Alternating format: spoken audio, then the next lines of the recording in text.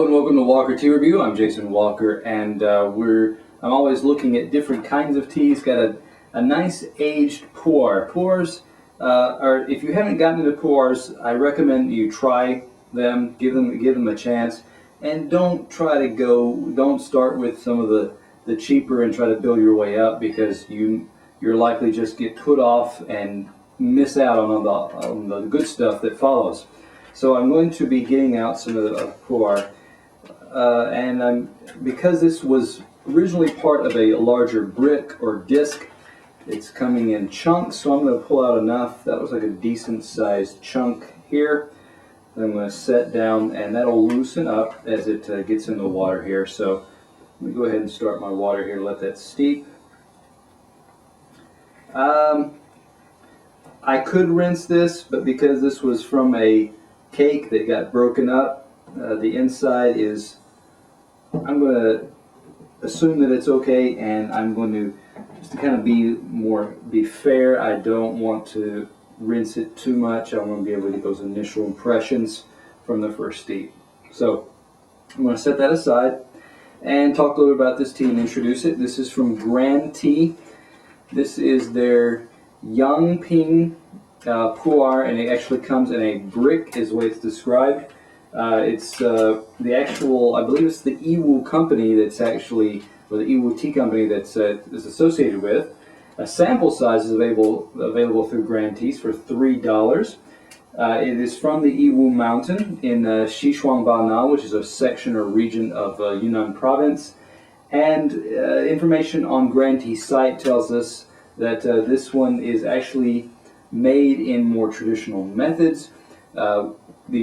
These teas are pressed into cakes or discs or bricks, and the traditional method included placing a stone to press them down into the shape, into that mold.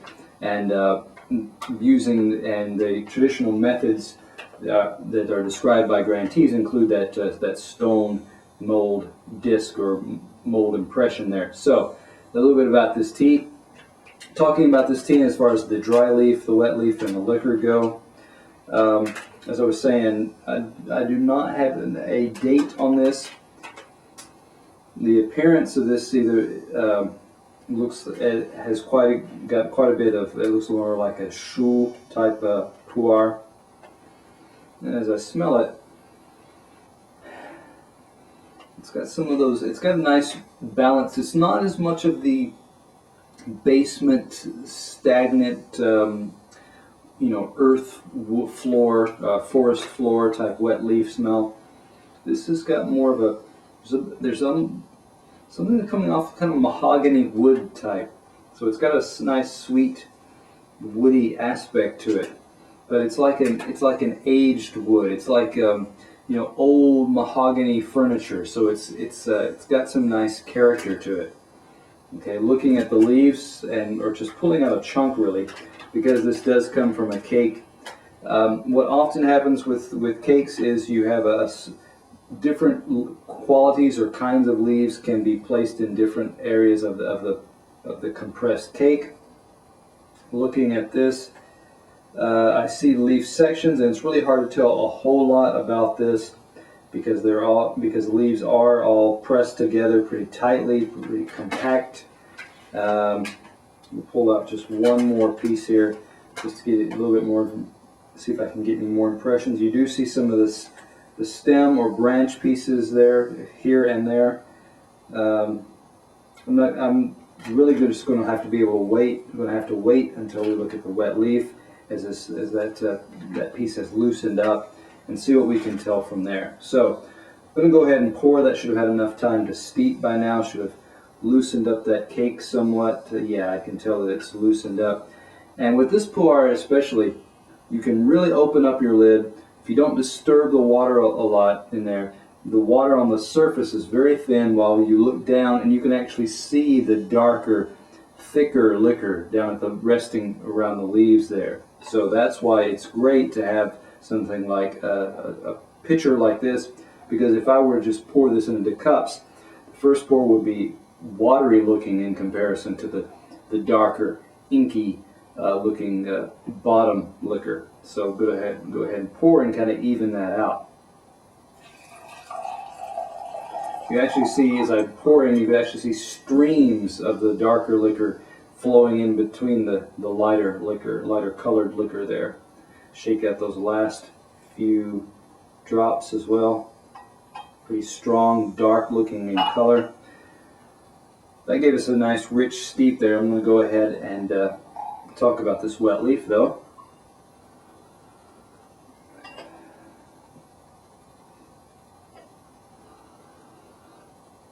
I paused there for a second because my first whiff, I got some of those kind of familiar chocolate powder, a little bit of, like I said, that old aged wood type smell.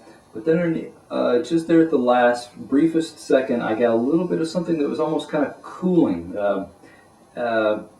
menthol, minty type.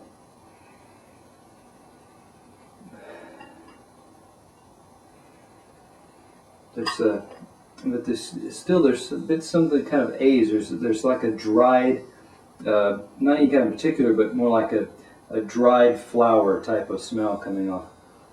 So it's lightly floral, still kind of sweet, but aged as well. So let me pull out a few leaves and just kind of look at those, because this has loosened up now. I should be able to pull out a few. Leaves feel pretty thick. They haven't fully unfurled, but I'm able to kind of separate leaves and look at different pieces. I'm not seeing a lot of anything that looks like needles or tips just yet. I'm seeing leaf sections, leaf portions here, and they're fairly brittle. They're not pliable. They don't have a lot of elasticity to them. Here's well, I just lost it. Let me see if I can fish it out. I got what I thought was possibly a tip or needle type, but also there's some branch or stem pieces. Maybe it's the middle vein of a thicker leaf, and the sides of the leaf have fallen off to leave that middle vein, like a stem-like aspect to it. I'm really not going to be able to go do a lot more because this is kind of crumbling, and it's not able to easily unfurl leaves.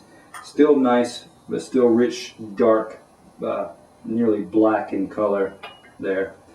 And the leaf sections that are there do not look like they're the most delicate. They look like some thicker, more mature type of leaves. Let's go ahead now, move on, and talk a little about this liquor. That's a rich, because of the length of time I gave to steep, that's a rich, deep color. I mean, it's reddish, bordering on, got almost like a purplish tinge to it. This is like a closer to a port almost, in that rich, deep, violet almost type of color. But there is that dark black element, the black tea type note, dark heavy browns as well. So let's go ahead. Still some earthy components coming out. I'm still getting that kind of after whiff, if I can say, of something kind of minty in there. Let's go ahead and give this a taste. Still nice, rich, full colors, not dull or drab as I look it down into the cup here.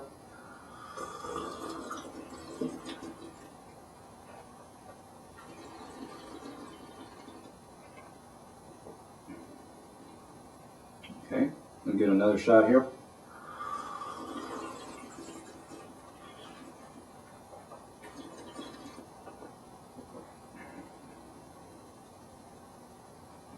Smooth. I mean, it feels.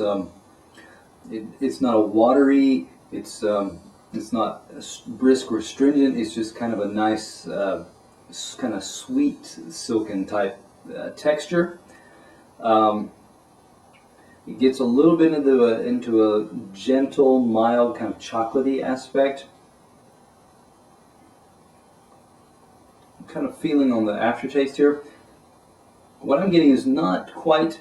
I got something that, like the aromas there. I was getting something kind of minty, but what's happening right now is almost bordering on mild, very faint spiciness. There's almost a little bit of like I just eaten a hot pepper, and it's starting to like a pepper was stuck to the back and side extreme edges of the back of my side edges of the back of my tongue. There's something just kind of spicy building up, a little bit of kind of a burn, the hints of a burn, I should say.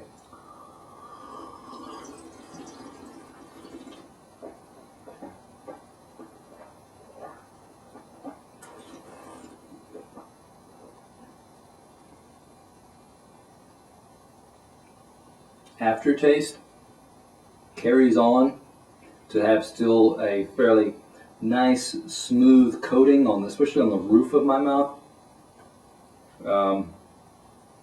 towards the back of the roof as well.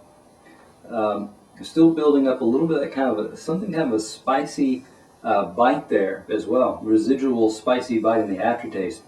I mean, it's not a burning sensation in my throat by any means. It's just on the edges of my tongue. It just kind of keeps my tongue awake, attuned to what's happening with this tea.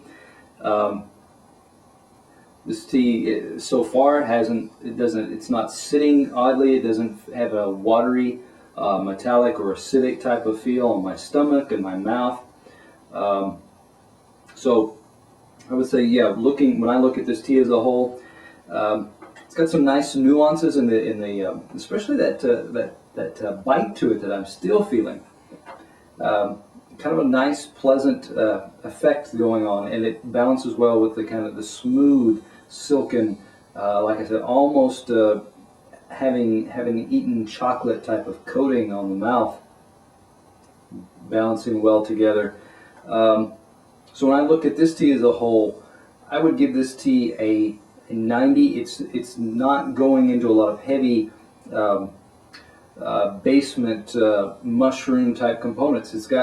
It's moving outside of that. It's moving beyond that. It's got some nice components to it, an extended aftertaste. So yes, that's why I would give this tea the score that I did. So I would invite you to come back to Walker Tea Review. Find these little surprises, these little joys and treasures with us here together.